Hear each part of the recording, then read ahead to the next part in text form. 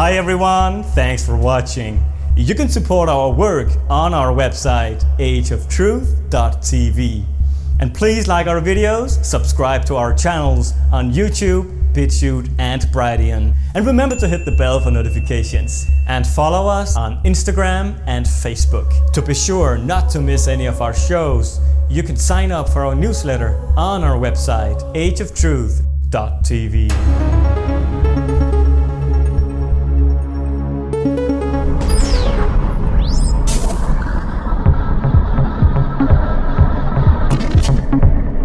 As I walked through it, I kept my eyes open and I can see an entity holding her, grabbing her. It's like it was trying to choke her. It was totally trying to choke her, and she was moving in and out of reality. She was like phasing in and out. But the minute I got through that gate, everything froze up. She froze up. Yeah. Time and space froze up. The voice told me, oh, it's not just her. It's the whole earth that's frozen. Hello and welcome to this edition of Age of Truth TV. I'm Lucas Alexander in Copenhagen, Denmark. And we welcome you to a new special in our Life Stories series, where you'll be introduced to different people with very unusual, extraordinary, and often extreme experiences. Life stories that can either inspire change, help to transform or inform those who research delicate or otherworldly topics, all out of the norm. Today we will introduce you to an unusual American couple who were visited by and held frozen in time up in the air by the devil himself, just as they were going to publish their book, Forged in Fire. A book they say is full of revelations about the secret history of the world and the spiritual realms.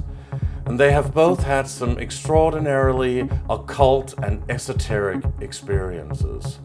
They are both truth researchers and now authors. Please welcome to the show Edgar French Jr. and BREE Marpes.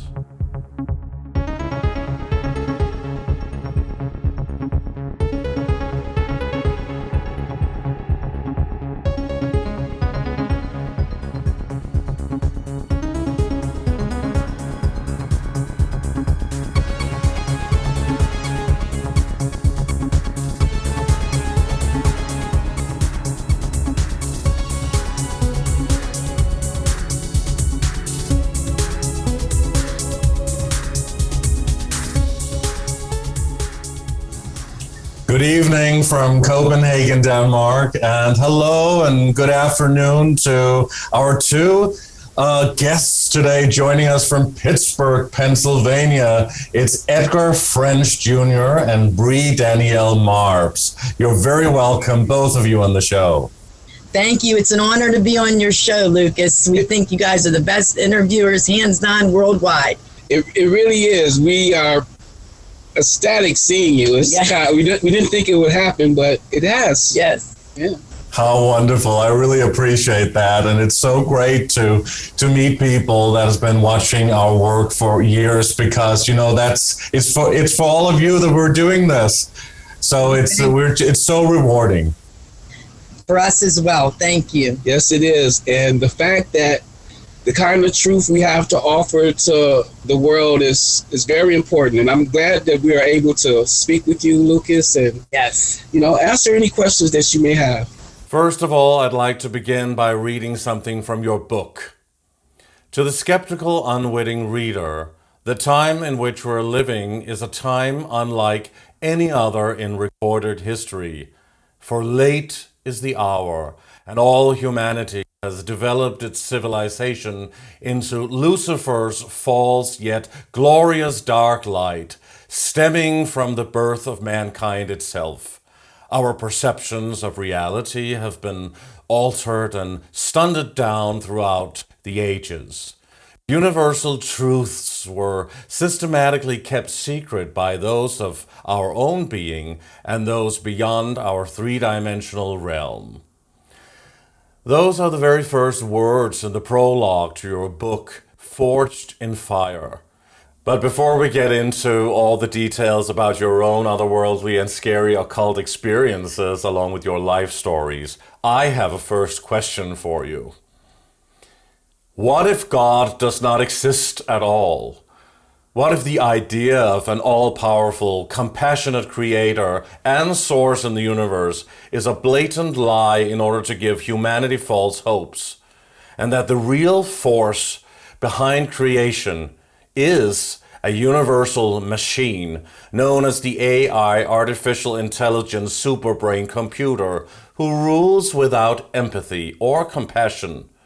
So in order to experience life, empathy, love, hate, aggression, compassion, emotions, fear, and sexuality, soul beings must enter a three-dimensional human body and manifest in what we know as physical form. And the reason for the reincarnation cycle is because to be three-dimensional is the only way to experience anything emotionally. Now, how's that for a first question? Here's the thing, Lucas. When I mentioned in the book about how we've been lied to about our existence, the fact of the matter is that the powers that be, they know who the creator is, they know his name, they know why we're here. It's just us that don't know why we're here. Now, that question also talks about the three-dimensional realm. Those other realms are four, fifth, sixth. Those are physical beings in those realms. Yes, there are. It's just that when we come to the third dimension, their light source is way beyond ours, so it looks like they're invisible. They don't seem tangible. But here, in this reality, they exist. They exist. That sometimes they possess other human beings. Sometimes they change forms and do all the things that you've heard in UFO or even in the Bible, or even when you talk about spiritual angels. Those beings actually exist. The powers that be knows it. Yes. They know it. But perhaps those beings exist because that they exist in a specific realm. But what if the all-powerful creator is not the God that different religions pray to and believe in, but in fact a artificial intelligence superbrain computer, really a machine, and that everything is a lie? We're all part of a very sophisticated computer game, an illusionary existence here, but to us it's real, because when we manifest, that's the only way we can actually emotionally feel anything and experience anything. That is what a lot of researchers are saying now, also, or speculating in that direction. I could honestly say that may be the case, that this is a computer generated reality. But the fact that the creator himself exists, the powers that be knows it, and they've been hiding his name for a very long time. When you said that these people trying to worship God and they do it with their religions and beliefs and their dogma, actually they are worshiping beings that actually exist. It's just not the one that they said that they were worshiping.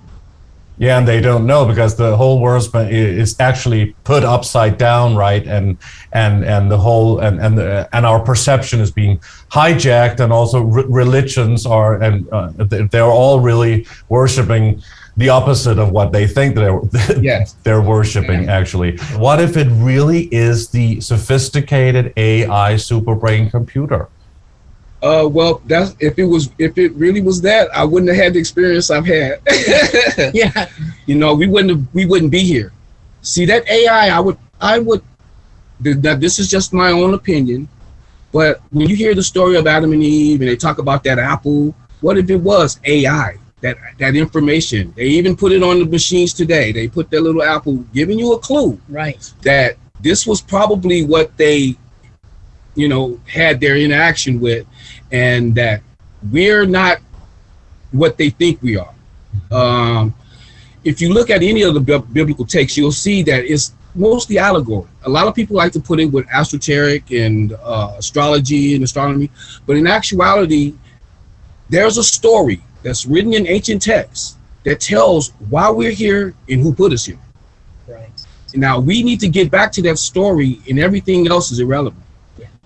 We right now are in the major times of our life. We're headed towards dark times, and that's the reason why I wrote the book, so we would have some kind of recording of the people that lived in this time period. In fact, I have 2 more I have to write, and it's stemming from the year 1966 when all of this stuff happened over here to the year 2035. So I have to write these books. I really don't even want to write them, but I have to write them just so I could bring that story to the forefront. Now, the story has been hidden. It's been systematically hidden from us for one reason and one reason only.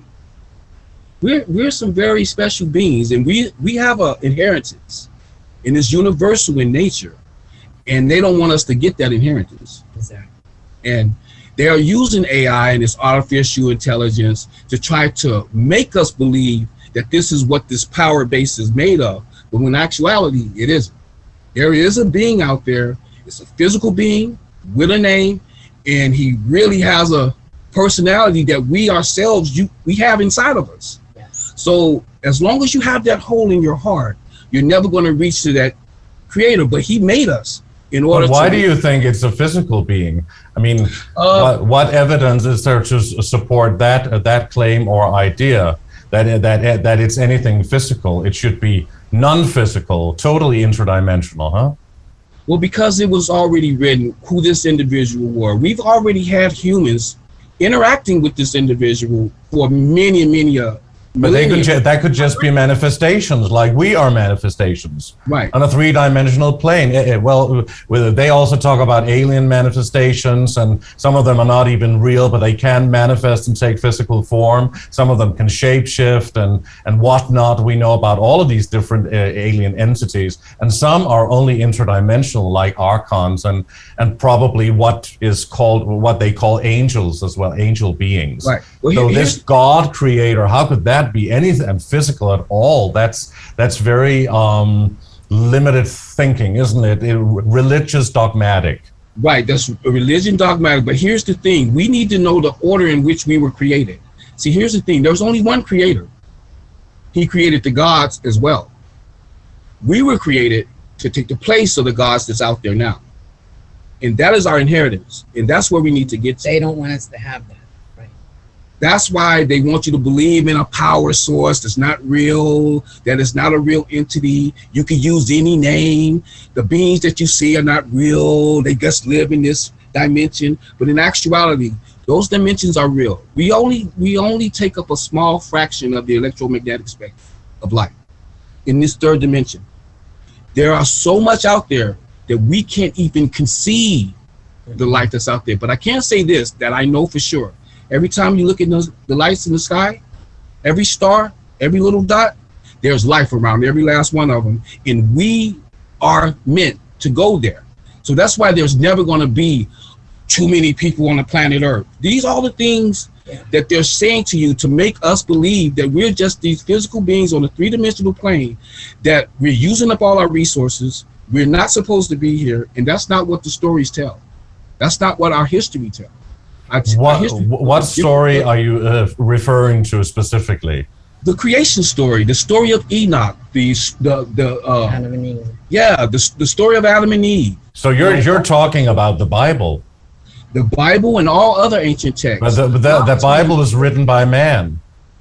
Written by man. A major deception, and real truths can be found. I mean, written truths can be found underneath the Vatican in their secret major library, underneath the ground, or maybe books that were taken and removed from the Library of Alexandria.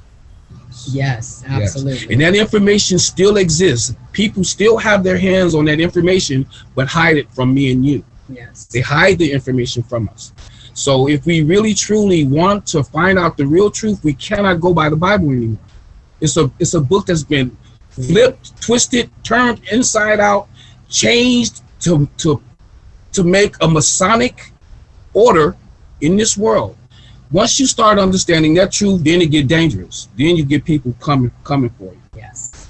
And before we get more into all of the details that you would like to share and the reason why you wrote this book, and you had some major problems while you were writing it and were about to publish it, let's first of all, this is part of our new series here on Age of Truth GV that we call Life Stories. So this is where I think this fit in. And first of all, please tell the audience a little bit about your background and your life story so far. I know, Bree, that you've said that your father was a 32-degree Freemason.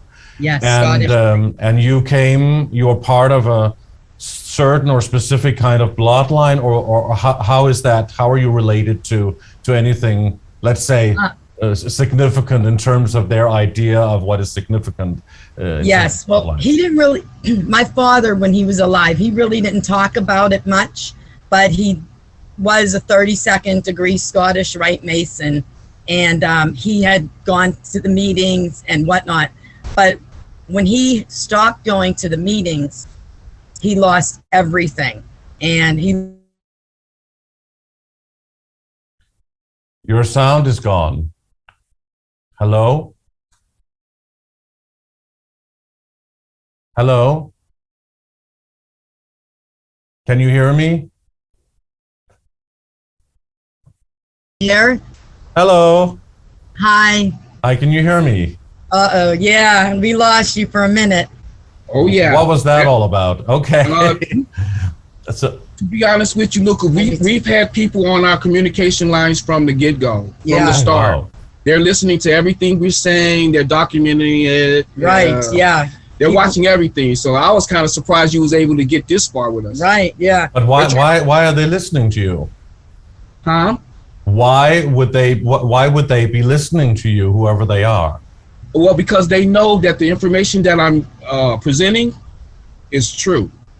And they don't want it out to the public. We've had so many problems trying to get this book even published with the real publisher. And like I said, we're targeted individuals. And yeah, we had a lot of, even the supernatural encounter. We can get into that in a little bit later. But if you want to go back to my dad, he was the Scottish Rite's 32nd degree Mason.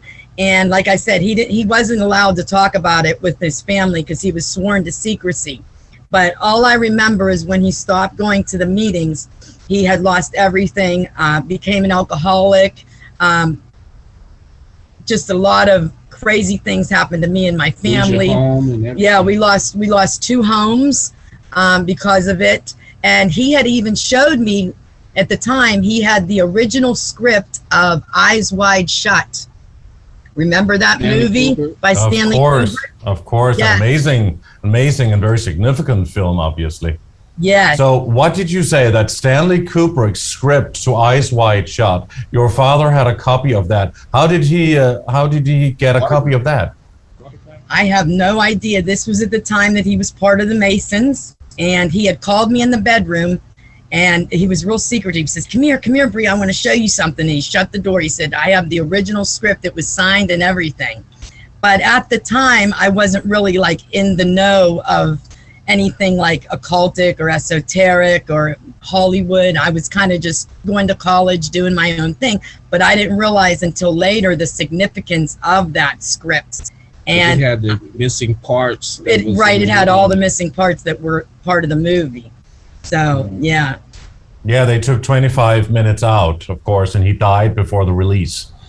Right. And everybody should see it also, and see how they actually filmed that dark ritual in a Rothschild mansion in England, which is important. But they didn't really show what was probably the really dark stuff, even though a lot of people think it's pretty dark already. But right. But how involved were your father within you say he's 32 degree, that's pretty high. You get the 33 degrees in Scottish Rite, right? Yes. I was a child at the time, so I didn't really know much about it, but he had the ring. I remember him showing me his ring and everything. And yeah, we were very wealthy when I grew up, and we owned 2 homes, went on vacations, and all I remember is once he quit going, we had lost everything, lost both our homes. He lost his business. He became an alcoholic. One time he came home with a black eye, and he just told us he fell, which we know that wasn't probably the case. So, yeah. So do you think he was like a Satanist or practicing some kind of occult rituals within this order? I mean, sorry? Yes, yeah. Yeah, I don't think my father, I think he did not know what he was getting himself into. I don't think he realized at the time until he got up to that 32nd degree right, and they had probably asked him to do something that was against his moral conscience or, you know, his ethical beliefs. And he had a real hard time getting out of the Masons. I guess once you're in, you never really do get out. But they probably made some kind of a deal and said, we'll leave you and your family alone, but you know, you can't have any riches here in this county or, you know, state or what have you. Because he didn't want to do certain things or participate in certain things that would compromise his integrity or try to save you or your family. Could that be it? Yeah. It could be. It could be. Yeah, because they usually go after the Mason's firstborn, from what I hear. And looking back at my past and everything I've been through in life, I could see how that could be true. A lot of people who are a part of the Freemasons, they have no idea what's going on let's say on an Illuminati level. They don't know what's happening there. They are against Satanism, they're against dark rituals, and they think they're doing good and charitable work. And yes, they do those rituals and the brotherhood and all of that. You know, we've spoken to people about this, but most of them, I guess, are not in the know. I guess it's not even about if you're on a specific level. It has to do with your personality and whether you are somebody that they could see as a special kind of resource or and bloodline also. Right. And have special abilities. Yes. Oh, absolutely. Yeah, I don't think he had any idea what he was getting himself into. I didn't either, Lucas. Yeah. I did not know what I was doing. Yeah. And I've been fighting against spiritual matters ever since I was a child. Yeah. Really? So Edgar, if we jump to you, your background was not one of wealth and riches, was it? No, I come from Chocolate City. From where? Well, they call it Chocolate City in America because it's where you're stuck in poverty and you're supposed to stay there. You're not supposed to come up out of it. I was supposed to have been dead I don't know how many times. They're probably trying to kill me now, but I really, now you're frozen. Don't have that fear anymore because I learned. Hello, can you hear me? Can you hear me? Hello? Yeah, you're frozen. Oh, now you're suddenly, and before it ended up in the light also. That mirror is really, well, it's all about smoke and mirrors, isn't it, this world? Oh, yeah, smoke and mirrors. It's a light and mirrors today. Anyway, so it looks like a halo, though, around you, Bree. But, am I better now? You're better now. So Edgar, you came from poverty, and you said some word I couldn't really understand. I was born and raised to the age of around 14 in Gary, Indiana. It's probably known it's the capital of gangsters. Okay, my father's a gangster. My family members are all in some type of criminality, and I literally had to fight being a criminal to grow up. Yeah, literally. So your father was part of some kind of a gang or something? Still is. Well, I wouldn't call it a part of the gang, but my father was a Black Panther, Sin City disciple. He was a member of the Black Panthers that were very much in the. They were a lot. They were in the media a lot in the 60s and the 70s. Right. That's why the book starts in the 60s. When I was growing up, I literally got to see the change of America happen right before my eyes. From a moral country, a country with lots of ethics, a lot of heroic men having their babies slaughtered, having their way of life destroyed. When I was growing up, I literally saw the grass, the trees, the land turn into nothing but a wasteland. It wasn't that way when I grew up. It was a really nice place. People lived and let live. But by the times we got to the mid 70s, it was hellhole, basically. Yeah. And I had to get up out of it. At the time that I left, they were killing men. Yeah. They were killing the black men. It's killing us all. And now you're frozen again, yeah. Yeah. Yeah. See? Well, your internet connection is not that brilliant, is it? No. Actually, it's really good, to be honest. We got Comcast. We have the Now they're gone again. There you are again. My God, what's going on? it's the subject matter. It's you know, they, like I said, they've been in our communications. Yeah, but we have dealt with all kinds of subject matters and much worse than this. I mean, we've been through a lot. We've also had those experiences before, but it's like, this is what we talk about. You know what I'm saying? Well, here's the thing, Lucas. Here's the thing. What happened to us in our kitchen in 2019, it involves everyone. Yeah. It involves everyone. So right, we are going to talk about the kitchen experience, but we were just in Indiana when you were growing up, you know, well, Edgar, and you talked about you really witnessed how America transformed from being a polite and a very beautiful country, and people had very good manners. Also, if you see old game shows and stuff like that you can find on the internet, you can see how people were so nicely mannered and well behaved, and everything of course changed. But I guess that's true for everywhere in the world, right? It's true for everywhere in the world. The thing was, Lucas, we didn't know at the time that it was a plan. It was a plan to do this to the whole world. Well, if you're from the Western countries, you had it all at your feet. We did not know it was a plan to put it in your feet so you can get used to it and then take it away from you. Right. So they took away the morality, you took away the goodness. Once you take away the goodness, you have nothing but corruption that fills this void. And we all know in any society, when corruption fills the voids of power, that's the end of that society. Fall of Rome. And that's where we're at right now. We're at the fall of Rome, basically. Mm-hmm. And there's always been a lot of let's say different communities, and I mean in America it's always been really profound because, you know, the rich people have always been really rich and the poor people really poor, and in this country, in Denmark, everything is more the same and people are more equal in a way. It's that's not the case either, because the poor in America is rich. Yeah, even the poor is rich. I'm poor. So that's not really the case with America. Only in places like Gary, where I'm from, it's really, really, really poor. Yeah. But the poor, they don't know how it feels to be without air conditioning or food or transportation. Yeah. In America, we've had it very well. And see, right now, by searching and going the road that I'm going, I've literally become a monk.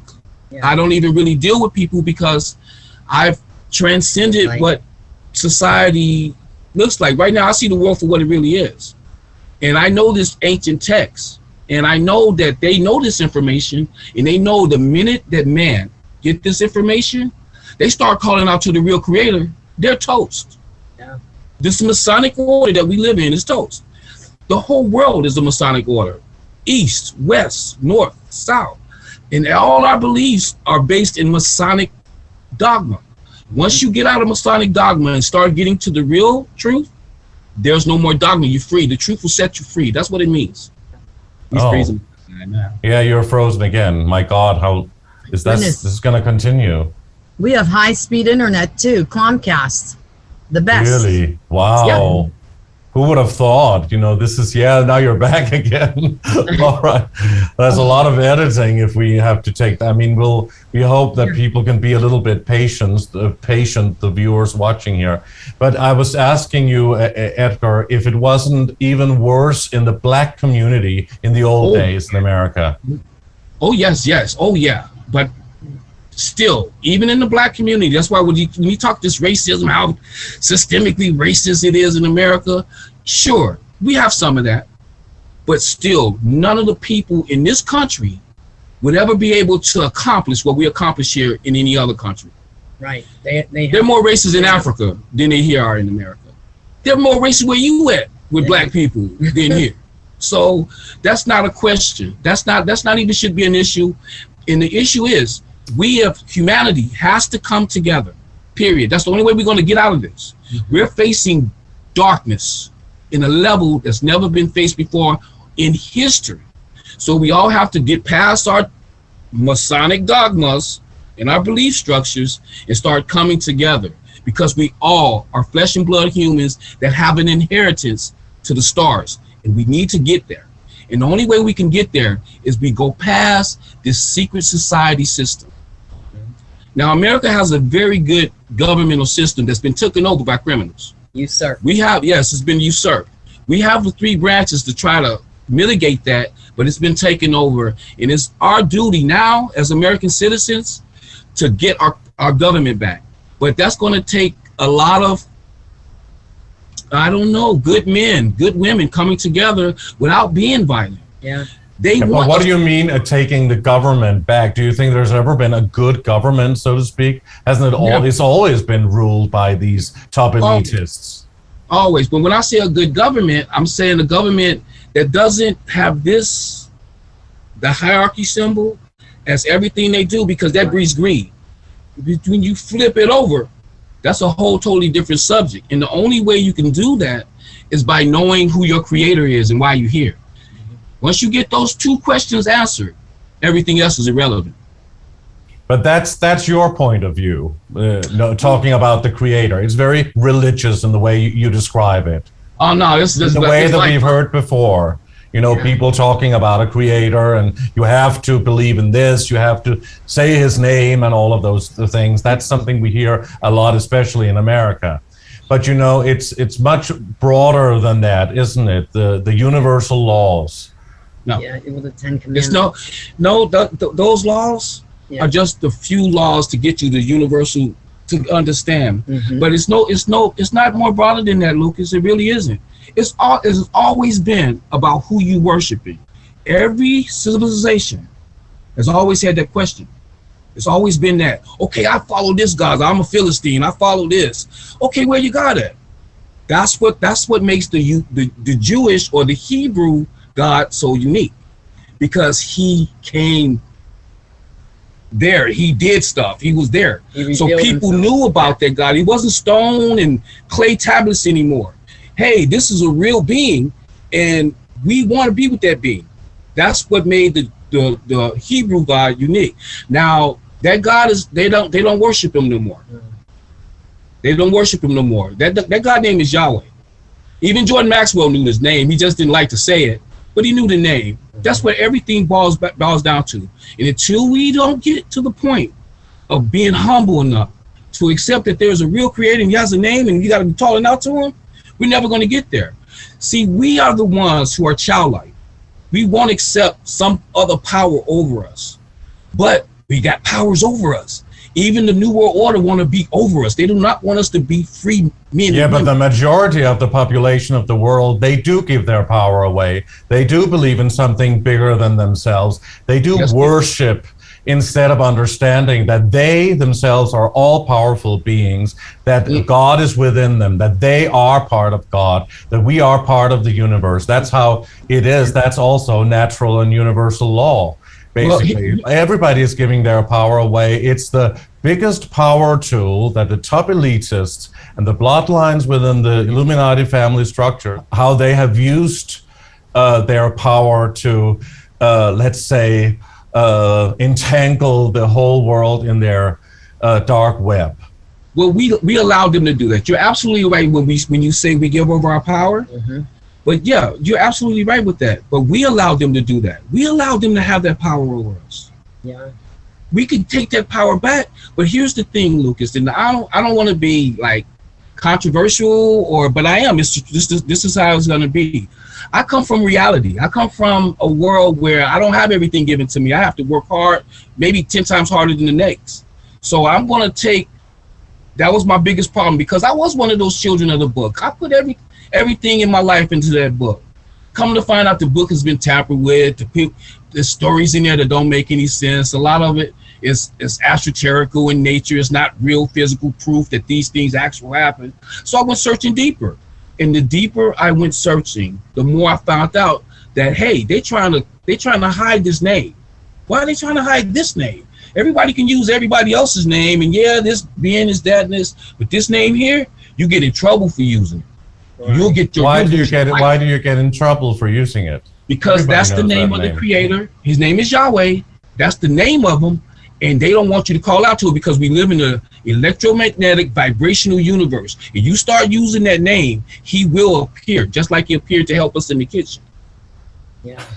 But I mean, why are you saying that? I mean, everybody will say, the people that believe in Hinduism or Buddhism or Islam or Judaism or 250 different forms of Christianity, especially in America, there are so many branches of that. I mean, and you can just choose to believe whatever you want to believe and be happy with that, and try and indoctrinate other people to also believe that you have the truth. But I mean, why should people say Yahweh? They have said that in many forms of, huh? Okay, sorry. No, go for it. Okay, well, because Yahweh is the entity that created the gods. He's the creator. If you ever had any kind of information from like Zechariah Sitchin, he will even tell you that the alpha part of the Bible is taken. Right. The alpha part of the Bible tells you about a creator, not the gods. Right. Not the gods. The gods created us, but not that creator. See, he's the alpha. He's the one that they're trying to take over. There was a war in heaven that we're living in. That's the story. A war in heaven. Now, this war wasn't just because of mankind. It was overtaking the Godhead's power, or the head God, Yahweh. All the other gods are just like us. That's why they use the technology. They use us for the technology they need to kill us. They know we're about to take their place, and they don't want us to get to this knowledge that, hey, there is a creator, and that we need to be calling out to him. They're telling all these people that go. Why don't you need to look within and to see your enormous potential as a human being on this planet in order to break free from this matrix where we are captured within this box? Let me tell you what I was taught. I was taught I'm a black man. I'm a god. I got a this, when I know damn well I'm not a god. I can't make a star. Can you? A god can make a star. A god, especially people. Well, we don't really know today what we are capable of and what our real potential, what our real potential is and are, because in our pineal gland has been totally calcified. We've been dumbed down, and our consciousness has been totally hijacked. Maybe in the ancient civilizations, we had the power to move objects at will and have the power to create, like the pyramids in Egypt, maybe with help from outside, who knows? The powers that be do not want us to get back to that. Right. In order to get back to that, we have to recognize and humble ourselves to know that, hey, you know what, there's a power greater than us. It is an individual, and we need to give that power to him. This hierarchy is in the heavens. We do not need to have this hierarchy down here on earth. We need to flip it on earth and have humility and say to myself, okay, I've been taught wrong. I've been lied to. They got me believing that I'm worshiping this most high creator Yahweh, but in actuality, I'm worshiping Jabalon, three entities in one. Yeah. Wait a minute, hold up. That's not right. And they don't want us to get to that information. They want us to believe, yeah, you a God, you can do this. But guess what? That's what Adam and Eve's story is about. When they got that out, they got the information too early. You needed to be developed. We weren't, and we're still not developed. And we need to find out, like, hey, wait a minute. Why am I still having so much problems in my life if I'm a God and I got this potential and I can do this and I can do that? Why am I not reaching it? But guess what? When you start giving that power over to the person you need to give it to, all of a sudden, you start becoming an alcoholic. You stop having so much stress on your life. You start seeing what really matters in life other than searching for material goods. once you figure out that, hey, that entity exists, and I need to be on that entity side, because all the other entities tell people what you just got through saying to me. Oh, you can be this, you can do that. I don't believe it. I believe it because I'm telling the story. Oh, okay, we're back. Could you hear me? Now See? now I can hear you. Yeah, if I tell the story, we're gonna always have these little communique breakups because it's getting too close to where they don't want you to be. Yeah. And too close for us to come together. Well, everybody who is on our show and shows like ours, they always have their own truth, their own unique truth. And what is always puzzling me and quite fascinating to me is how some people can be so certain of their own specific truth. And then somebody else comes on, and then they are totally sure about their information and what they are either worshiping, believing in, or something else. That is all. This I know for sure a way of presenting is always very interesting to me, and that's why I have to ask some critical questions, of course. On behalf of brilliant.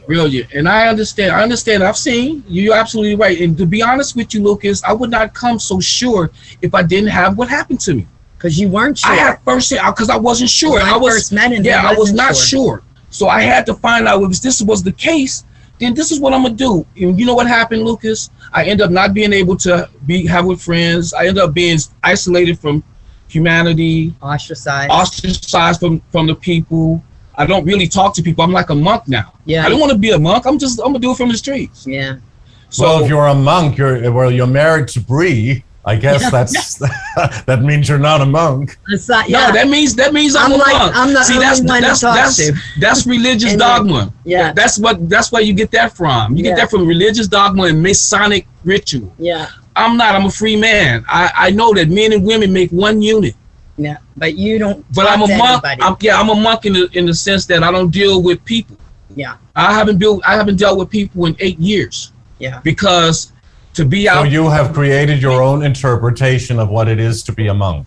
Yeah. No, well, not like religious. It's not like a religious Masonic monk. Just a monk in the sense of a Sikh, a sheik. You know, like a sage. Yeah. Then why use that term if you think it's satanic or dogmatic, religious, when you say the word monk, because that means living in celibacy. Yeah, that means to live in celibacy. Yes. Yeah. Well, I don't like to get into it, but here's the case. I've been ostracized from most of society because of this, me searching for this information. I know I come off so sure, so exact, but I know what the word truth means. I mean, if I'm gonna tell the truth, 1 + 1 gotta be 2. It can't be. Do you think that turns some people off when they speak to you? Huh? Do you think that turns some people off when they speak to you if you talk like that? Oh, here's the thing. I don't talk to people like that. You used to. I used to, but then a lot of people are so blind today. They're so childlike that they will look at it and then they'll go try to see if what I'm saying is true. They find out, oh shit, it is true. But he wasn't always certain that was the name. I wasn't certain at all. At all. Yeah. Go ahead, Bree. Go ahead and talk. No, I was just saying how I wasn't certain. He was a Jehovah Witness. You didn't. Yeah. When he was younger. Catholic. We froze up again. See, it froze every time we start talking. You're froze. Yeah. And that's quite a picture. Yeah. Of the two of you there. Wow. And here's the thing, Lucas. I'm gonna go ahead and try to tell you this. Like, this book that I wrote is not for us. It's for the generations to come. But now Bree just said something that really makes sense in a totally different way. She said that you were brought up as a Jehovah's Witness, and that makes sense in the way that you present things and the way that you talk. Yeah, because I'm very passionate now, because when I found out that all of these religions were Masonic and they were lying to me, I really went searching then. And then after that, there's nothing a Mason can say to me. Yeah, but I mean, to be part of Jehovah's Witnesses, no offense to good people out there, but that is brainwash. I've seen it, and I've seen it closely as well. Yeah. with people, and it's quite horrific, and has, you know, for some people, the way they're brought up. Yes, and I've come to the conclusion that all religion is brainwashing. The whole concept comes from the fallen ones. We're not supposed to even have it. But don't you call what you believe in also a religious dogma? You're also preaching. No, I ain't gonna try to preach. I'm not gonna try to preach because I already know what time we living in. We living in total darkness. If we don't get the truth, we dead. Yeah. So you can believe me or not. I don't care if you take it or not. Yeah. I just went through it. You know, in this last instance, when we wrote the book and these entities trying to take my wife or kill her or do whatever to her in another dimension, then it's got to be something to what I'm saying. Yeah. Certainly when people experience something outrageous, horrific, or otherworldly, and we've spoken to a lot of those people as well, then of course they totally believe what their experience was like. So please tell the audience what was actually going on. What happened to you? And you continuously talk about your kitchen. So let's go to the kitchen, okay? Okay, let's go to the kitchen. Yeah. It was January 1st, 2019, and I had woke up to go to the kitchen to get a drink of water, and I heard like a tapping on the window, and we're on the second floor, and it was raining. It was a real cold, rainy night or early morning, and I kept hearing a tapping. I thought perhaps it was rain or a branch, and instead of running and getting scared, for some reason, don't ask me why, I was drawn to it. So I kept walking closer and closer, trying to see what the heck is tapping on the window, because we're like 30 feet in the air, you know, on the second floor. But something told me to call out to my husband, because I was also a little bit nervous. And I said, babe, 3 times. And I said, someone. So it wasn't a thing. I said someone was, so I could feel someone, an entity coming through the window or the wall. And at that point, I was hoping he woke up to come and help me. And he said he could hear the very first tap, because it was unnatural. It wasn't like a normal tapping or like a rain hitting the window. It was something different. So he had come in, thank God, to the kitchen. And you want to tell him what had happened from there? Okay. Well, here's the thing. When the tapping started, Lucas, I heard it. It woke me up. And something said to me, this is not normal. This is not real. You got to get up. So I got scared. I'm going to be honest with you. I got scared. So I start, internally talking to the creator. I knew the name by then. I was using that name. Right. So I started saying, okay, y'all, I'm finna go in this kitchen and I'm finna see something. I already know I'm gonna see something that I've never seen in my life. And sure enough, once I turned the corner, it was a big ball of smoke.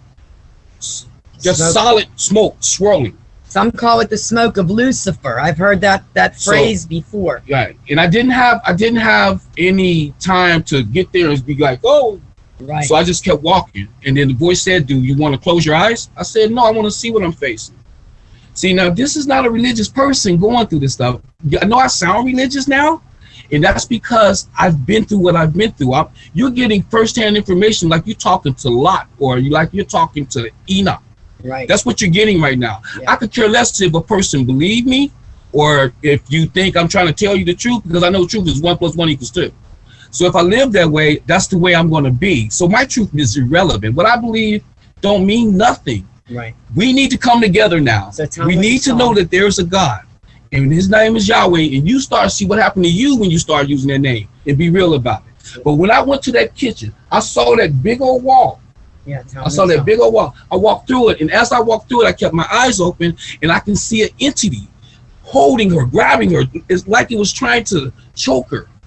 It was totally trying to choke her, and she was moving in and out of reality. She was like phasing in and out. But the minute I got through that gate, everything froze up. She froze up. Yeah. Time and space froze up. The voice told me, oh, it's not just her. It's the whole earth that's frozen. So I walked past it, knowing that the being was still had his grips on her. And I walked through it because it disappeared. So that means it was from another dimension. It disappeared, but it was still there. Right. So I literally walked through it and then turned.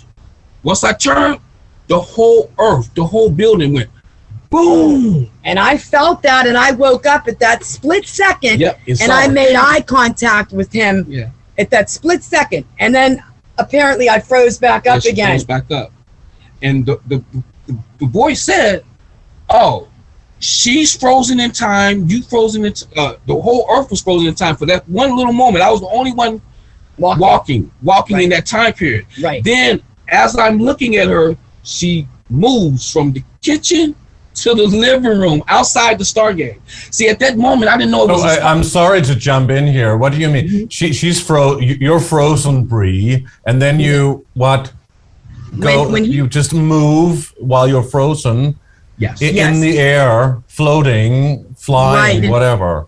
My feet did not hit the floor. It felt like somebody had carried me or moved me out of the way. He said it looked like a video game and made like a video noise. Yeah, see, that's what I'm trying to say, Luke, is that whatever it had us or whatever was in the kitchen was technology. It could have been man or some other entity.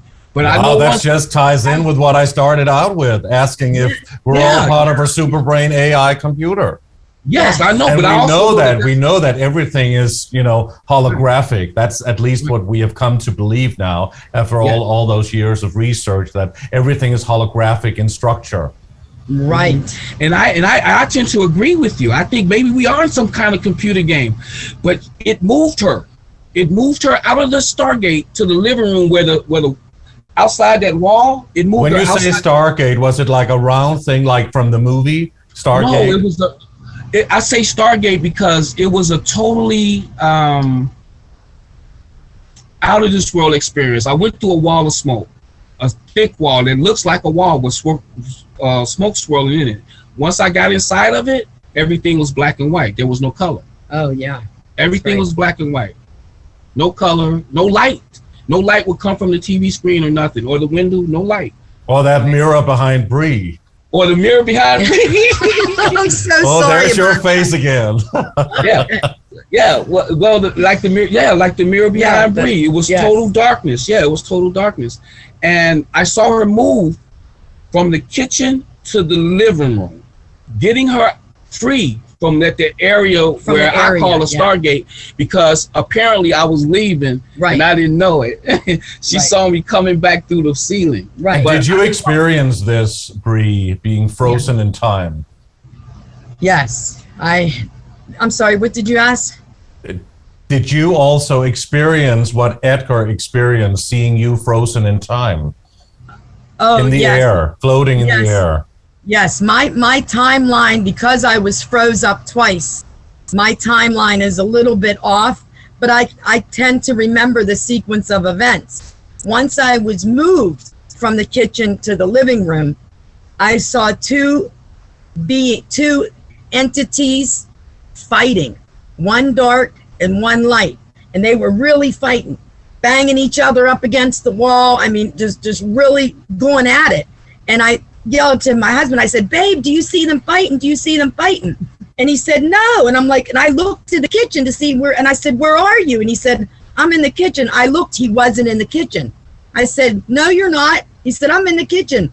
I followed his voice. And at that time I looked up because the voice came from up, and he was coming through the ceiling in a beam of light on like an electromagnetic spectrum of light. Like in Star Trek, Scotty, beam me up. Yeah, I could not believe my eyes. He was literally coming through the ceiling after the two entities were fighting. And seeing from my perspective, I didn't go anywhere. To me, I'm just like in the kitchen, and I saw her. That's when I called out to the creator again. It was because I saw her crumble like little pixels. Oh, right. Like little computer pixels. And I was like, is this going to last forever?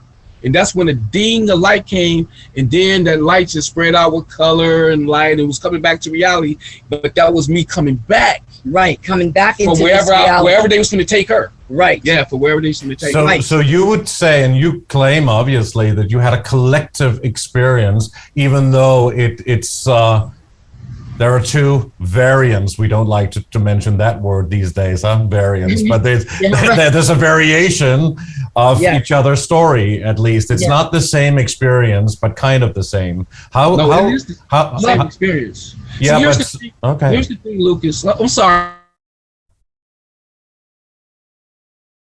Lost you again.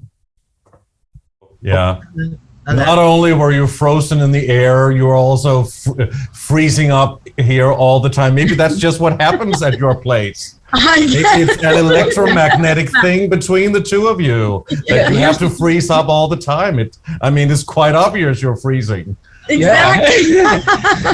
But here's the thing, Lucas. What happened to us in the kitchen, it was global in scale for the simple fact, once that happened, the ley lines in England moved to the ley France. lines. Yes. Crop circle popped up with the yin and yang symbol where the yang is knocked out of the circle. Right. Patty Greer talked about this. Yeah, Patty Greer talked about that. That was one of the things that like, whoa, that happened in 2019. So the ley lines moved, the power grid moved. Did you hear about that? Did you ever hear about that? No. Did you hear about that? You never hear about that? Well, yeah, that was another thing that happened. I'm like, oh my gosh, what's happening? You know, they talk about having control over the light and the dark. The Illuminati does, the so-called Mason world does. Right. So maybe they don't have control over that anymore. Right. And then right after that happened, they start shutting down the world. Boom, boom, boom, boom. Right after everything shut down. So I know that I sound so fanatical in my speaking. It's because I have a mission now. It's like before I didn't have one. Now I have a mission. I have to write these 3 books. I have to write this stuff down. And it's not for us because we're the Walking Dead. They're about to kill us all off. It's for the next generations to have some type of light where they can be able to see what was going on in our time period before this darkness hit, before this new world order, Depopulation thing take its course. And we're going to fight, Lucas. We're going to always fight for humanity. Always. Not physically, though. Not kinetic. We're not trying to do physically, but that's where they want to take us. Right. That's where they want to take us, but we're going to try to physically stay as calm as possible, talk to each other around the world, try to come together. It's hard when people have, like you said, dogma. I mean, we've been taught this dogma which keeps us separated. It does. It keeps us separated. But these people have the truth. And I think maybe it has to do with that name because what else would someone want to deal with someone like me? I'm a small little guy from, Chicago, I don't really truly go and talk to people. I don't go out there and scream like I'm Jesus, this and that. I don't act like that. I just look for the information that's there and then I try to see what it means. Right. And I never press off my own beliefs to people, but this is serious now. They're about to kill us all. Yeah. And if we don't know the real creator to talk to or the name to use, and we calling out for all the names that they give, which we all know where this religion comes from, you have to go all the way back to what? Buddhism. Mm-hmm. They're all connected. You go back to Hinduism. You're going to find the roots of all religion. Come to find out, you go deeper, you will see that religion was brought here by the fallen ones, the 200. Mm-hmm. So before then, who were men talking to before that? Before it was religion. They knew the name of the creator. That's what all the ancient texts said. Men were speaking the name of the creator. Men were speaking the name of the creator. It used to be in the Bible. But now, it used to be in the Bible. Over 6,000 times their name was in the Bible. They took it out. They took it out. You have to ask the question, why would they take it out? I don't even have to ask that question no more because you're not following that God anymore. You think you are, but you're not. You're not following that entity no more. And I got proof that entity exists because when I went in that kitchen, everything froze up. I stopped whatever they had in motion, got stopped. I interrupted it. Yeah. And that. But you don't have proof, do you? You have a story to tell. The only proof that we did have was probably a keychain if you can get it examined because our keys started to crumble, the plastic. So whatever entity it was old. Yeah, it was ancient. So that keychain it started crumbling. Yeah. So the key fob, we each had a set of keys. Right. And he never used his. They were brand new. And when they were banging each other against the wall, the key fob, afterwards I looked at the key fob and it looked like it'd been like run over by a car or left out in weather. Yeah. And then our treadmill was also dented. There was a big dent in the treadmill. Right. We got rid of that though. And then the being, I forgot to tell you, I saw it transform. It transformed from a ball of electricity to a black fish, and it swam out the front door to get away from the light. Yeah. I know it sounds crazy, but it really happened. Now this is coming from two people that really don't go into religious areas, especially if we want to talk to people. But you do go into religious areas. That's because of the book right now. That's only just because of that we wrote this book. But I mean, the story itself is, of course, fascinating. We've heard many people talk about otherworldly, wild experiences, things manifesting, people witnessing or meeting alien beings or dark beings as well, all kinds of beings. And I believe those people. And that is certainly something that we know for sure is what a lot of people have experienced. So that is, of course, very interesting. It's not evidence, though, that the keychain broke or whatever, but I mean, we can listen to the story about what you have experienced, and it certainly seems fascinating if you have a collective experience, if you both experienced it. It wasn't a dream or lucid dream like most people would maybe suggest. And what was strange is afterwards, a lot of people kept coming through the apartment. They said, and when we asked them why, we asked the agency why, they said they were selling the building. But the irony is they were only videotaping and taking pictures of the kitchen, where they weren't taking pictures of the entire apartment, just the kitchen where it happened. It was almost like they were like Men in Black or maybe CIA, and it was real mysterious. And just for that whole month, we kept having people trouncing through our apartment. So that was really odd. And then after that, we had people like trying to kill us. Trying to kill you? Yes. Why? Well, probably because this was right around, like I said, all I thought was I was editing a book, and I was trying to publish the book, and during that time, initially we thought maybe because we voted for Trump, we were targeted individuals.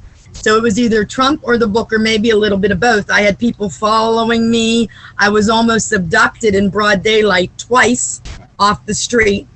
Once by foreign men, yes. I was followed home from a grocery store and almost abducted in broad daylight. And if he wasn't behind the trunk getting the groceries out, I would have been gone. The second time was from a gang called MS-13. They almost abducted me. And then we had people, one morning, he smelled gas, and we had somebody trying to blow up the building. We had people's gas here, all the fire departments here. Our phones would get redirected when we called 911. They would get redirected to someone else. And our phones. When they was trying But could it be because, as you just mentioned, which is a very valid and very important point that you're making here that I didn't know, is that perhaps you two are targeted individuals? Yeah, absolutely. I mean, that's the relevant thing. We've spoken to people that were targeted individuals and experienced all these things without any specific reason or world-changing reason for them having to go through all of this so-called psychological or emotional torture or electromagnetic warfare or things happening in the home or whatever. I mean, that's certainly something we know to apparently be true, huh? Well, here's the thing. It is true. It is true. And I feel for the people who have to go through what me and Bree have to go through. Yeah. Because I know it feels like you're alone and there's no one out there knowing what's happening to you. You sound crazy and all this other little stuff. But here's the proof or the case. The minute we paid off our financial debt for getting the book published, all of it ceased. Yeah, it all stopped. It all stopped. So we don't know if it was criminal elements within our publishing house or criminal elements outside of the publishing house that didn't want this book out, because I think it all surrounds getting the book published, because that was the time period in which all this craziness happened. And here's the thing, Lucas, the book is nothing but stories of It's entertaining Right. stories all through the book. Right. Yeah, So but it that's has- also, that was what I was gonna ask. I mean, Yes. what's in your book that's not been in somebody else's book? Also, we've had so many authors on this show that has been has been writing Yeah. incredible things. Let's not even mention the list, but I guess you know a lot of them.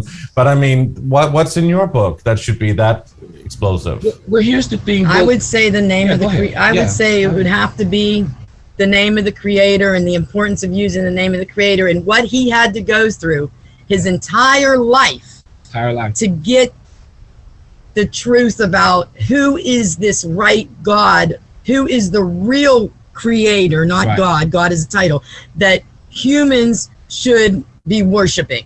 Right. But I mean, the top elitists, they love somebody who's religious or will devote themselves or worship a certain kind of God or a certain kind of religion or belief system. So they would see. I would think they would just love you because why? Because that would be no problem to say Yahweh or Jesus or Muhammad or Buddha or Shiva, Kali, whatever they're called, all of the different gods and the names. Here's the thing, Lucas. I hear you, and it sounds like you're saying sounds very much reasonable, but they don't want to because they know I'm not the type of person that'll sell out. I'm not the type of person that'll give in to the Masonic way of thinking, the Masonic way of saying order things, or a particular some religion. secret society that I'm not going to go for. And see, most people today, they don't get real truth. They only get an amount of truth that your masters want you to have. With me, I'm like a rogue entity. You're not going to be able to tell me I can't say this and I can't do that. Yeah. And see, right now they have everyone on this short leash. That's why they control both good and evil. We have to have courage now. They're about to kill us all. And we need to come together and say no more secret. Lost the connection again. It froze up. You're always frozen in that home, huh? Well, it's the subject matter. Like I said, like right now. At least you're not hanging in the air right now. That's well, we are in the air in some kind of way, aren't we? Right.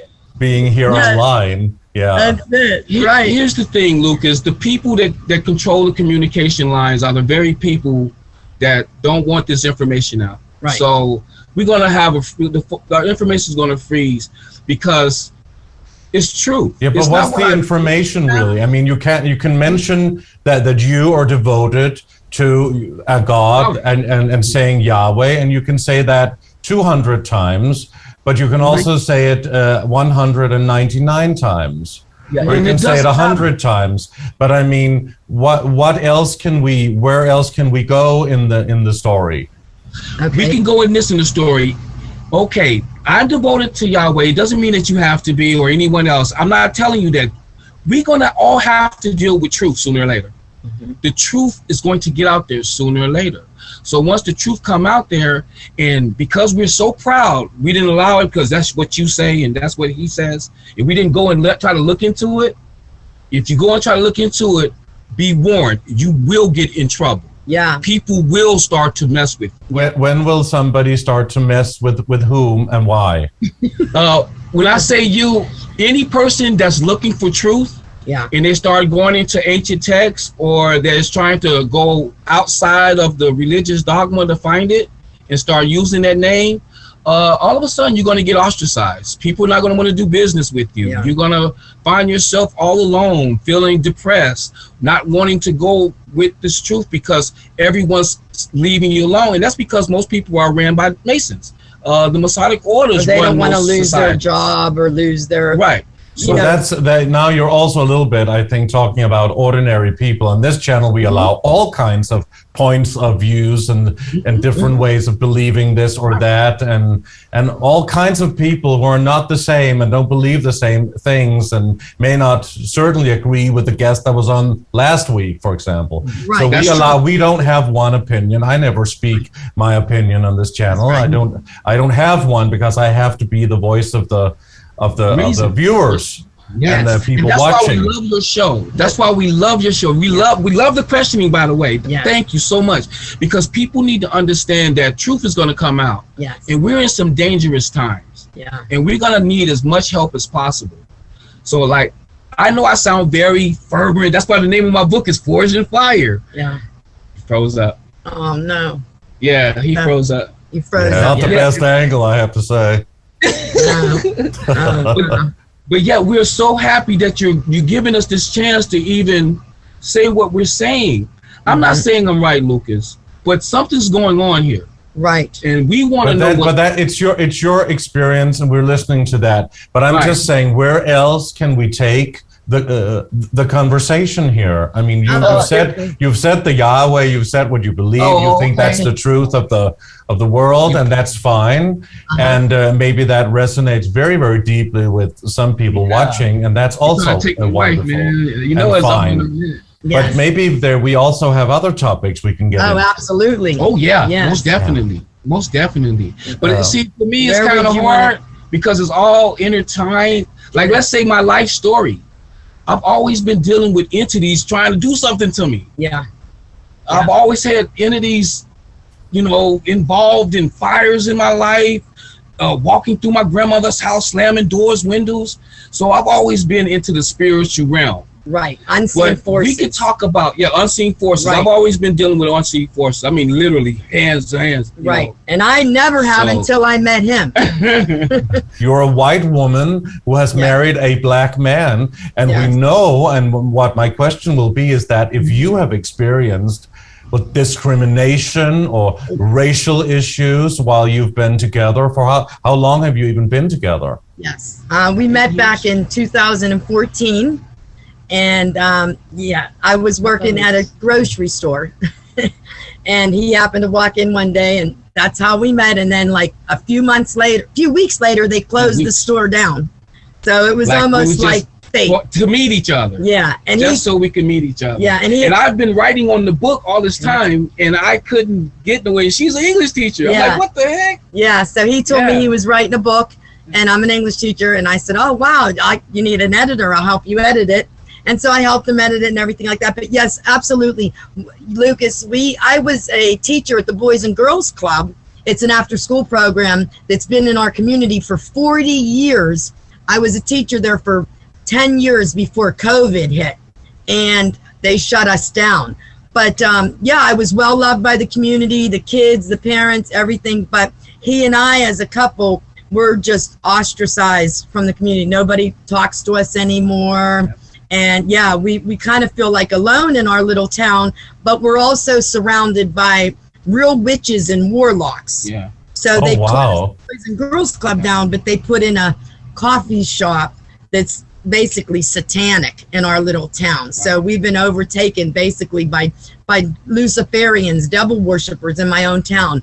And now they opened the other Boys and Girls Clubs, but they refuse to open the one in our little town. Yeah, see, so that's why I know it has to do with more than just me and her and our relationship, because they're shutting stuff down. They won't let us. Did you feel that people were not being nice to you because you were an interracial couple? There's a lot of interracial couples in the area, and there's a lot of mixed children, and so I don't really think it was because I was with the black man that I was ostracized. I honestly just think because we stood for goodness and truth and love, and we've been taken over by outsiders that come over here from New York, New Jersey, and now they're big time, like in city councils and police officers. And I don't, because we wouldn't basically succumb to their way of life, right, which is, Luciferian in my view. We were ostracized just basically from the community, and I was teaching the children morals and values, and was reading a lot from Aesop's fables, and they didn't want that. They don't want that. They want to teach the children, nasty stuff at a young age, like we hear about the drag queen story time and stuff like that. They wanted to bring that up into our Boys and Girls Club, and my boss said no, he's not having that. And so basically they shut us down. Therefore we were both ostracized from the community as a whole. And because I won't behave like a typical black man's supposed to behave. Oh, right, the gangster type. Because I won't do that, even though I come from that, you know, I come from that culture. Yeah. I refuse to behave with a destructive culture. Right. I'm happy Russia stopped having rap music in their country. Yeah. I'm not going to be looked at as someone that's ignorant because of my color of my skin, or someone who can't be taught, because of course not. I've been ostracized by the black community because I won't do that. Yeah, the black community won't even talk to him because he won't go with their way of life or wear the sagging pants or, you know. It always takes bravery to be an outsider and do your own thing, right? I mean, I guess I know that as well. You know, there's a lot of You're the bravest man on the real news. I don't call it alternate news. I call it the real news. You're absolutely right. And see, here's the thing, Lucas. Times are getting short, and our children are going to need us. See, I look at us like we're the Walking Dead. They already killed us. They've already poisoned us. They've already poisoned the food, the water, and everything. Yeah. But our children don't deserve. But you didn't take the extra poison, did you? Yeah, I did. I did take some extra poison. Look, he raises his eyebrow. No, neither one of us. No. I look at that as being a mark for somebody. Beast. You know. Yeah, sure. But you know, there's a lot of people in my family has, you know, and in my family too. Yeah. Probably have. Yeah. And I know it's going to be a depopulation. It's plan. a slow kill. The Georgia Guidestones, at least one of them, exploded mysteriously, and then they took the whole monument down. I mean, what is your take on this? Also, if you look at it from, well, we can look at it from different angles, actually. Yeah. What do you think happened? At first, I thought maybe it was, you know, somebody with the resources that didn't want to stand for their depopulation agenda. I thought, oh, maybe the white hats, you know, are coming together and, you know, destroying that artifact. And then after thinking on it a few times, I thought possibly maybe it was they themselves doing it, you know, to get rid of the evidence that they do want to depopulate humanity, that they do hate us and want us gone. You know, people waking up. But that's what I suggest also. Yeah. What did you think? Yeah, I also suggest that it could be the elite themselves wanting to get rid of them because it has been a symbol of their plan. The American clear, obvious symbol. There it is, and has, you know, given birth to a lot of so-called conspiracy theories, or just simple facts that this is what they want. You know, depopulation and all kinds of things that are on those guidelines or were on. And if you notice, Lucas, it happened right a few days before they assassinate the Japanese ex-prime minister. Oh, right. And the day after they reactivated the Large Hadron Collider at CERN in Switzerland. Yes, and I think that makes me we played a part in that because that being got caught here. That being got stuck here. If they're trying to open up a gate to hell. Yeah. Well, that could have happened many places. Why do you think you play a significant role in that? You could just be open to having this experience, especially if you are a targeted individual. Oh, I'm very targeted. Yeah, I'm very targeted. Oh, yeah. Well, because I don't know. I mean, there was a crop circle made in 2001, and it kind of looked like my face in the circle. Yeah, it does. It kind of looked like me. Yeah. What happened in our kitchen? Crop circles moved from England to France. That same year. The yin and the yang symbol, the yang, it knocks out right after everything happened. The black part. Yeah, they got knocked out. I think we moved up their timetable and they had to rush. And by them rushing, they has waking up people. Because people were waking up. So they thought, we have to shut the world down. Right. And because of the way I've been treated all my life, Lucas, I didn't really want to write these books. I don't really want to write the books. The books are not for us. They're for the next generation, and they need to get a hard copy because everything's about to change. The lights might go out. Everything's about to change. The grid. Your life is not going to be like it is now. My life's not going to be like it is now. Yeah. And we're going to have to do something about it. Yeah. I don't know what that is. Do you think that we can prevent the Great Reset from happening?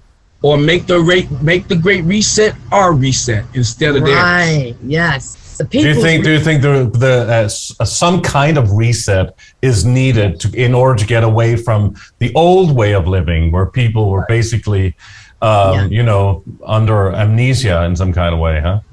Yes, yeah. I absolutely do. MK Ultra. But here's the thing. I think we all need to go back to the past. We need to go back to where our ancestors, how they were before Masonic dogma. Go back to the old ways. Go back to the old ways. As Jordan Maxwell would, he would associate that with astrology. But in actuality, the old ways, if you go back into the old text, it'll show you that man talked with the Creator. We walked with the Creator. We had the Creator with us. We need to go back to that. And the only way we can do that is by knowing that Creator. So I'm going to get off of that sass. But yeah, we need to come together because there's so much darkness out there, Lucas. And get rid of child sacrifice and human sacrifice. You see, we are all guilty here in America. We're guilty of killing innocents because we pay taxes to these very people that's killing innocent. So if anyone try to say to you that they're innocent, they don't know what's going on, they're not being honest with themselves. And as long as we be honest with ourselves, I think we can come together. I think humanity can overcome this. Yes. We can overcome Klaus Schwab's Great Reset. Yes. We can make it humanity's reset, and we can go to the stars like we were supposed to do in the first place. But we got to go towards truth. And it takes you guys to search for it like I did. Now, remember, it's dangerous. Yeah. But still, keep going. Don't get discouraged. Have courage. That's right. And keep going towards that light. Because once you get to it, it ain't going to be my truth. It ain't going to be your truth. It's going to be our truth. And once it's our truth, then there's no limit. There's no limit of where we go next. And we were going to talk about what happens when we die and the infinity loop. Yeah. Please talk about it.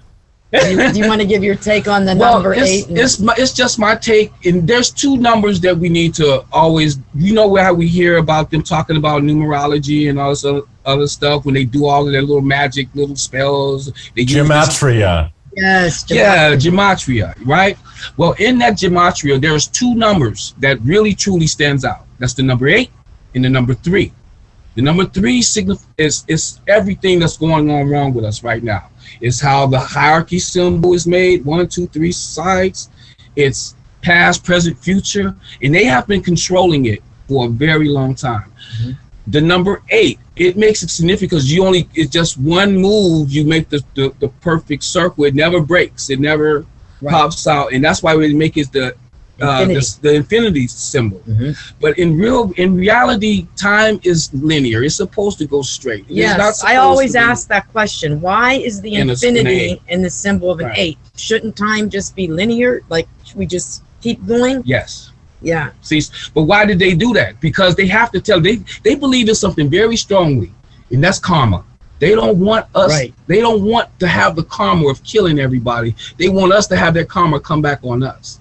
So because of these numbers being manipulated and shown to us, we have that information. Now, what we do with it is up to us. Right. Now, the number 8 is signifying us going back and forth through time. Our ancestors are us. We are those people that lived back then. Why would I say that? Because I had to learn who my creator was, and he's a just creator. He is not going to have entity after entity after entity after entity coming to this hellhole. So the people that was born then are the people that's here now. And in order for them to keep their number going, their game going, they have to kill off us all the time because they know Yahweh going to keep bringing us back. Right. So the 8 is a blessing to mankind in the state that we're in, and it's a curse to those who have the fallen ones. Yes, to have this world set up there. But that could be the karma wheel, Archon trap, the reincarnation recycling factory up there that people call heaven. Those who believe in that idea, of course, and heaven is different, is mentioned in different ways. Interpreted differently in regard to what you believe in, but the reincarnation recycling factory, going back to Earth, back to in a new body with a wiped memory. We've been speaking a lot about this, of course, on the show. That seems to be the never-ending story, doesn't it? Yes. Well, and here's the thing, Lucas. Those people, I mean, I would not take their stories lightly. What story?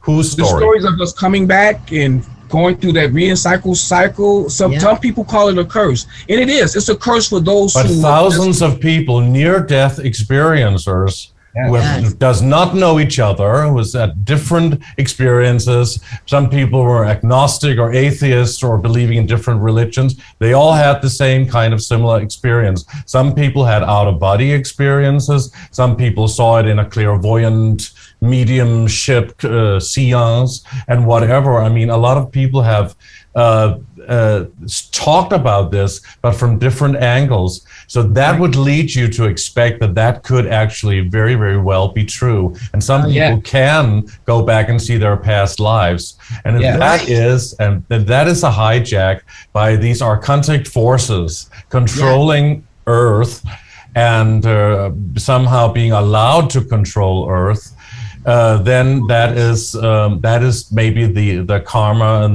and the cycle that we need to break in order to break free from this matrix. Right. Unless what I said in the beginning, if the whole thing is created or controlled by a super brain AI artificial intelligence, then we want maybe to go back in order to experience emotions, in order to experience feelings, angst, anxiety, love, joy, and sexuality. That could be it too. Yes. Well, that could be it too. But I just got the only thing I can do is by what's in the ancient text. It was in the text. But you can go inside and feel what you feel. Oh, but I feel don't mean nothing. Yeah. I gotta fight this battle. Why does that not mean something? What you feel? Because what I believe and what I feel could be irrelevant. It could be a lie. I can just be telling myself that. Well, you can tap into whatever you feel is the truth. Yeah. But if it is the truth, then that feeling becomes more than the feeling, huh? It becomes the fact. Right. And here's the thing. I've learned that story about us coming back with the reincarnation, that in the ancient text, it was a curse to these people that did it to us, and a blessing for us, so we can get back to where we need to go to, where we're not growing old, where we're not dying, we grow young again. Right. See, we're not supposed to die at all. I was just going to say that. Yeah, we're not supposed to die. Death is a symptom of what the elite do to us. And but maybe the soul never dies. It's only the vehicle. Right. Yeah, that word soul. Let's put the text like you said about me calling the word monk. That means that you're not. You know. The word what? The word what? Like what you said when I was saying monk. You're using the term out of context. The word soul means body. Right. Body. Yeah, that's what the word soul means. So when you're using it for the term, yes. So when you're using it for the term spirit, you're literally mixing up the terms. Like I mixed up the monk thing. Term, and the religious leaders know that. Right. They tricked us. They do that on purpose. Word magic. Yeah, word magic. Yeah. I learned that. So what would you call what is inside of us that is not visible? Oh, went away again. Yeah. Can you hear me now? Can you hear me now? I can hear you now, and I can see you, not just the light. Yeah. Oh, good. You can see me now. Okay. It's word magic, and when we start learning these terms. So what do you call soul then? What would you call the soul? The spirit. The spirit. Okay. Remember. You're talking too fast. Oh, sorry. I go too fast. I get all excited. He said, what would you call the soul? I would call the soul exactly what it is. It's the body. Right. See, they got to use that number 3. But that's physical. The body is physical. No, its body is physical. The soul is physical. Now you have a spirit. That spirit is energy. That's it. We are body and spirit, not soul, body, spirit. Yeah. They use the word soul. They're double meaning it. They're making it mean something that it isn't. Right.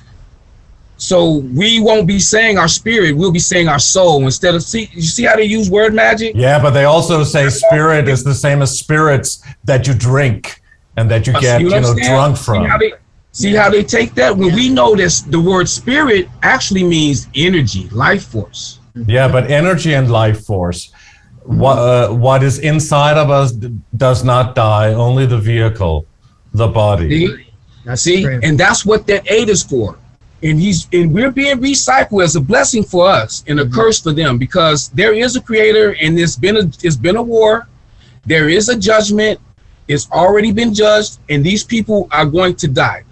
Klaus Schwab and all the rest of them, they are cursed, and they want to take us with them. So that's why they confuse our language and make us not understand what we're really dealing with. Right. So once we start getting our terms all mixed up, that means you'll believe this, I'll believe that, and we start fighting each other. That's the main reason why we won't come together, is because I have this Masonic dogma, you have that Masonic dogma, and we can't come together because we believing we're right.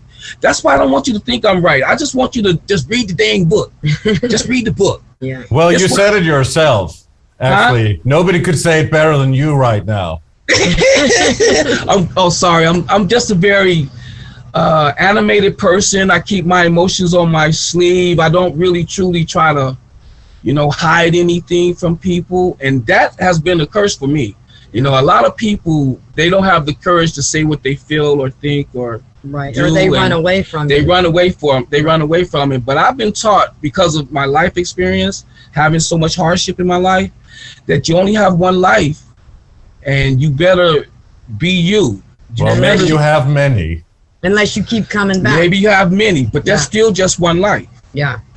But I mean, if people should buy your book and be interested in buying that book, just briefly, I mean, you can't read the whole thing. What's it all about? What are they going to read? It's all about that. Just like them, I'm searching for that hole in your heart. Well, why are we here? And that's what I've been searching for all my life. Who made me, and why am I here? Once I answered those questions, then it was like, whoa, okay. Then I can see the whole world.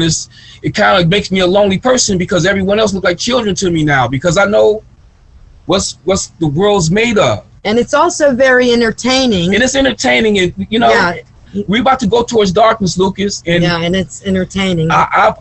I've documented history from 1966 to the year 2035, which will be prophetic in nature. Right. So the stories are entertaining. It's going to be a dark time we're going into right now, and people going to need some kind of light, something to help them still have some type of hope. Yeah, some kind of hope. Yeah, something to still have hope. If I can get through it, you can get through it. Right. If I could make my life a better life, you can make your life a better life. You don't have to stand like this. You don't have to let these powers that be control everything you do in your life. Hope for humanity. Hopefully for the new generations to come, because I know their life is not going to be like ours. We have it good. We live great. These people are going to be starving in a few minutes. Matter of fact, we may all be starving if we don't. Yeah, did you hear they're blowing up the food production in America? Yes. About over 100 plants. Yeah. Because of the coming food shortages and the meat shortages, that is, of course, also it is done on purpose. Yeah, it's done. It's done. All is done on purpose. Yeah, part of the Great Reset. Now, you going to stand there and let your fellow man do that to you? No, can't. Lucas. Mm-hmm. None of us would like to see that happening, of course. Now. So, and then they know this. See, they know sooner or later the human spirit is going to say, hey, you know what? We're not going to take this anymore.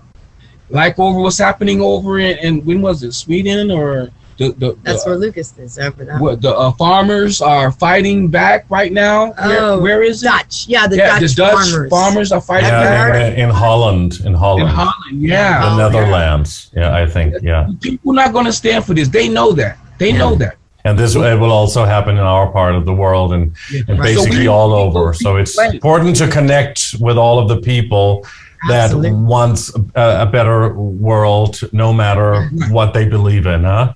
Right. Yeah. That's right. No matter what we believe. No matter what we believe. That's right. No matter what we believe. And your book is detailing a lot of topics, you say, and about the world and hidden knowledge also. Yes. And you can hold up the book, hold it closer to the screen maybe. Mm-hmm. And if people want to purchase it and get it, how can they do so? Yes, they can go on Amazon.com,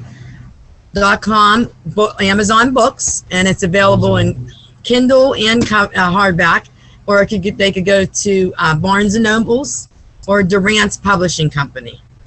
So Yeah, it's so all there's- the big places actually they can Yeah. go to. Yes. All the big places. All But right. here's another thing, He's because I know I ready. talk a lot, I Yes. talk fast, and we're about to go. But here's the thing. I think we have to have enough courage to go beyond the way the society say we should be with each other. We can't let these people do this to us. We need to come together, and they know once we come together, we outnumber them. Yeah, 100 to 1. that's So, true. Yeah. I'm always open for any suggestions. I know I sound like I'm very religious, but I'm actually really not a religious person. It's just that I found this stuff out the hard way. Yeah.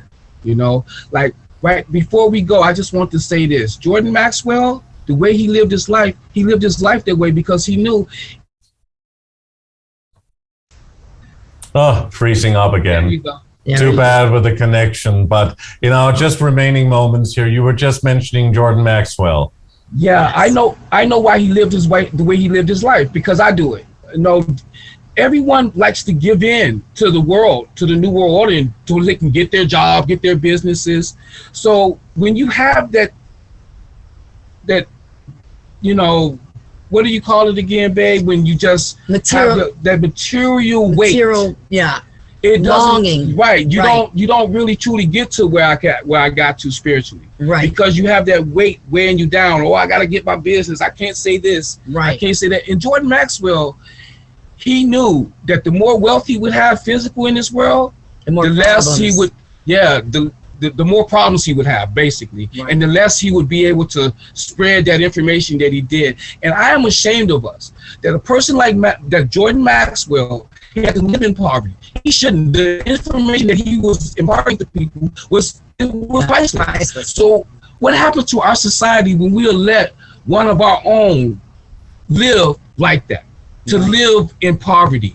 Right. He was supposed to have been up on a pedestal, Yeah, his whole life. Yeah. and that's on us. We didn't treat. He is being recognized in Now. our community, Yeah, and now. he was Now. for a long time. And also, he ended his life at a very nice place with his That's good true. friend Brian Vecchio, Yes, which that's is Yes, true. I was Yes, I that's was straight happy to forward. hear that. Yeah, I was Yes. happy to hear that as well. That was wonderful, and I was Yes. glad that he got our book before he passed. You know, Right. all I right. was glad that he was able to get our book before he left. Yeah. And it's people like Jordan Maxwell that we should honor. We should, And make Lucas sure that they're does, right. certain people Yeah. do, and I'm upset that certain people didn't mention Jordan in the real media. I thought perhaps more people would, so I'm really glad that you did, and you did that wonderful tribute. Yes, thank because you. we listen Thank to him every night. Yeah. Thank you. Thank you for Yeah. that. He is I listen to- wonderful, and he will be greatly missed by all of us. Yeah. So, Yes, you so will. we'll remember Jordan always, and Absolutely.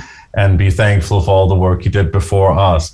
But I Yeah. think, I think there's a lot to talk about, and we could probably go on, but we've already been on for an hour and Yes. 36 minutes. Time is Oh. running fast. So Yes, it is. so Well, I just- think we have to wrap it up now. So I Oh. just want to ask you if you just briefly want to end with something that a good message for the audience. Well, you want to do that because I talk so much, babe. I know she got a lot to. Well, I she just can want to say thank too, you again for giving us the opportunity to be on your show, Lucas.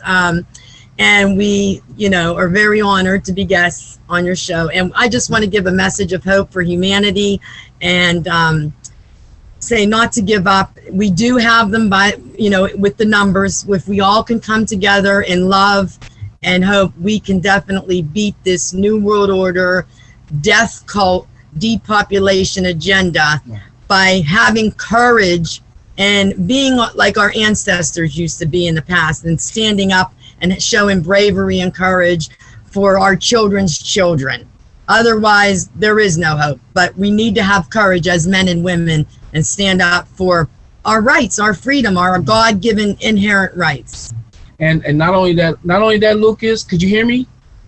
Could you hear me? Yes. Okay. Not only that, we need to know that we're in some dangerous times now. We can't take it nonchalantly, and that's what I've been noticing. I've been noticing that Normalcy everyone wants to bias. stay normal. Everyone wants to stay like, hey, it's not happening to me. I'm not going to worry about it. Right. Well, it's going to be happening to us, Yes. and we need to come together if you can hear me, I am so grateful for talking to you, Lucas, because I never thought I would be able to get this information out because I've been targeted so long. Yes. You know, we be targeted. I mean, it'd be some powerful people targeting me. Yes. Targeting her. Yeah. Trying to kill her, take her off the streets. Yeah, we said. So we are so happy that we got this opportunity, and hopefully we could talk again. And you might want to stay in touch. You know, and hopefully I can deal with my little talking stuff. Yeah, because you know, I have a lot to say. You know? Yeah. Well, it's been really nice meeting both of you, and nice talking to you. And the book is Forged in Fire. Yes. And we already gave the information here. And thank you both for coming on, Edgar French Jr. and BREE Danielle Marpes. Thank you so much, Lucas. Have a wonderful evening. Thank you for this opportunity, Lucas. Sorry I talked your ear off. Thank you very much for watching this edition of Age of Truth TV Life Stories.